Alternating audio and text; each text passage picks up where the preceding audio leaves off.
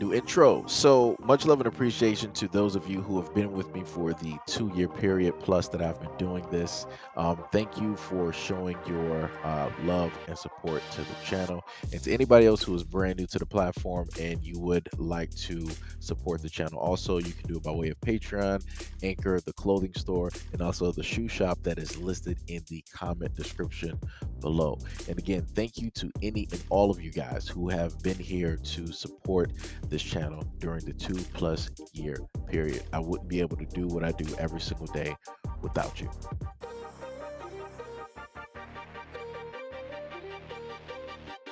Hear me clearly.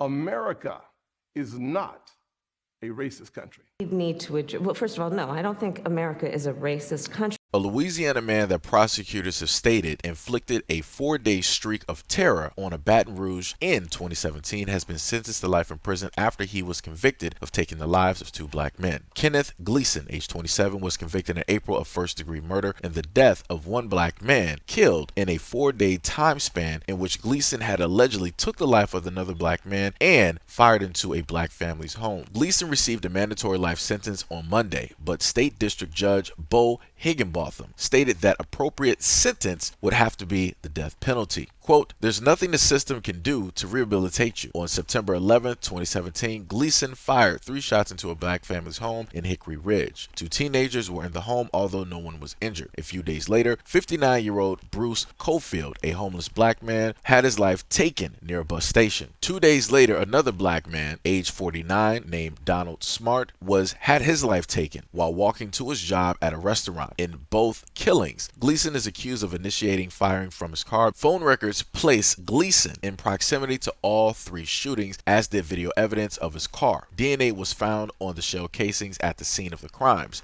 Gleason was detained on September 16th and booked 3 days later. Gleason was found guilty in April of taking the lives of Smart after a jury found that he was guilty of murdering Cofield. After consulting with Smart's family, prosecutors decided not to seek the death penalty. Gleason wasn't charged with a hate crime, although an FBI agent testified that at the trial that in the days leading up to and during the killings, he has searched the internet for topics like white nationalism, genocide, and Nazi propaganda. Assistant District Attorney Michelle Fulton noted earlier this year that all of Gleason's victims were black. Quote, "The timing of these searches is very important." Prosecutor Diana Cummings had described Gleason as hunting black men. Gleason did not speak at the sentencing, but previously stated that he was not guilty of the crimes he has been accused of. Quote, "It is telling that in spite of the overwhelming evidence presented at the trial, Keith Gleason still refuses to take responsibility for his actions and expresses no remorse for the senseless murders and the hate crimes of violence."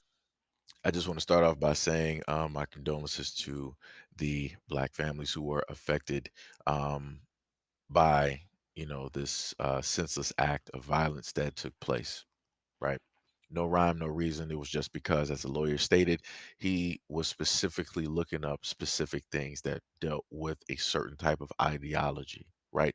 Which a lot of true Americans are complicit and respect and value and hold dear. You can see this by way of the police departments. If you don't believe me, then you can look at a lot of the stories that deal with investigations into a lot of these law enforcement agencies that have gangs, internal gangs within themselves, and they are left unchecked, right? They are in the scene, in all sense and purposes, they're deemed as being non-existent, as if they're not even there.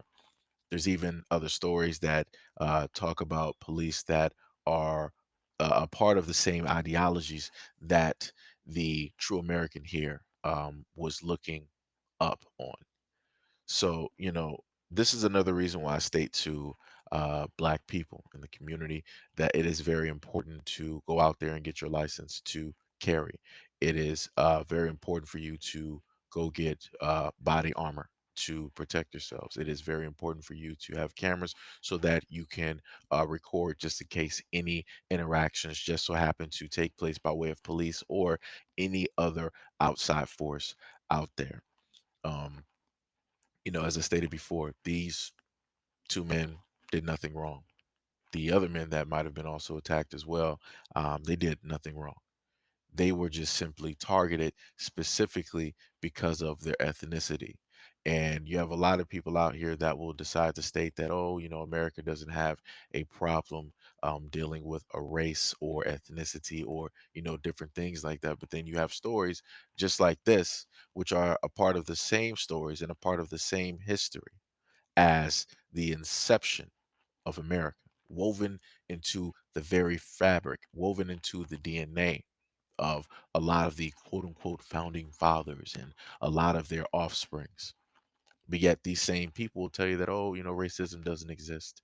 Being targeted about your race doesn't exist. It's all a part of your mind. All of that stuff happened in the past. Leave the past where it is and yada, yada, yada. But then when these stories come up, then they're like, oh, well, it did happen, but this is a variable. It doesn't account for every other, European and true American out there.